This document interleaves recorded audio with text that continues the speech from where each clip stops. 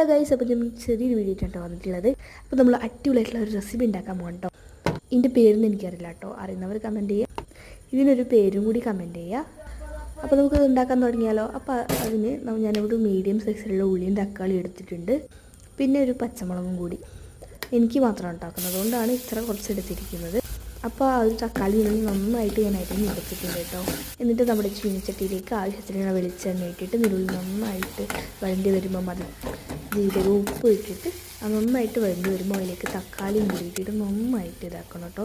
അത് നന്നായിട്ട് ഇതായി വരുമ്പം അതിലേക്ക് കരിയിട്ട് ഇട്ട് കൊടുത്തിട്ട് നന്നായിട്ട് ഇളക്കണം. ഇനി ആവശ്യമായ പൊടികളിടാം. മഞ്ഞൾപ്പൊടി, മല്ലിപ്പൊടി, മുളക് പൊടി, കുരുമുളക് പൊടി, വേണമെങ്കിൽ കുറച്ച് ഗരം മസാല ഇടാം കേട്ടോ. എന്നിട്ട് അതിലേക്ക് ആവശ്യത്തിനുള്ള വെള്ളം കൂടി ഒഴിച്ചിട്ട് അതിൻ്റെ പച്ചമുളകൊക്കെ പോയതിന് ശേഷം ആവശ്യത്തിനുള്ള വെള്ളം ഒഴിച്ചിട്ട് നന്നായിട്ട് കുറുക്കിയെടുക്കണം.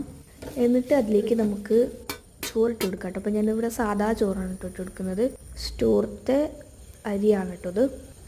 അപ്പോൾ അമ്മ പറഞ്ഞിരിക്കും വേണം, അങ്ങനെ അമ്മക്കും കൊടുത്തു. അമ്മ നല്ല ടേസ്റ്റ് ഉണ്ടായിരുന്നു പറഞ്ഞു. പിന്നെ ഞാൻ കൊണ്ടാട്ടമൊക്കെ ചുട്ടെടുത്തിട്ട് അതിലേക്ക് ഇട്ടു, പിന്നെ ക്യാരറ്റ് ഇട്ടു കേട്ടോ. ഇതിനൊരു പിടി തിന്നു, അടിപൊളി ടേസ്റ്റ്. എല്ലാവരും ട്രൈ ചെയ്ത് നോക്കാം കേട്ടോ, എന്നിട്ട് ഫീഡ്ബാക്ക് അറിയിക്കുക. അപ്പോൾ അടിപൊളിയാണ് കേട്ടോ. അപ്പോൾ അടുത്തൊരു വീഡിയോയിൽ കാണും. ബൈ.